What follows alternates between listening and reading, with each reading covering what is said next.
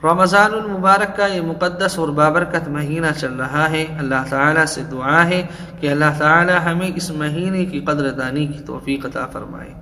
मैंने आप हज़रात से पहले भी बताया था कि इस महीने के अंदर 3 अशरे होते हैं, जिनमें से पहला अशरा रहमतों वाला होता है जो कि गुज़र चुका है।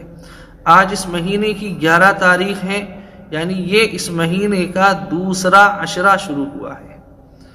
अब इस दूसरे अशरे को मग़फ़िरत वाला अशरा कहा जाता है, जिसके अंदर अल्लाह ताला की मग़फ़िरत आम हो जाती है।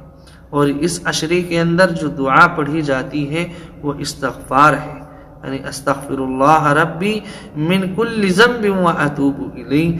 आप तमाम लोगों से गुजारिश है कि इस अशरे को गनीमत समझें और जितना ज़्यादा हो सके इस्तग़फ़ार करते रहें, अल्लाह ताला से अपने गुनाहों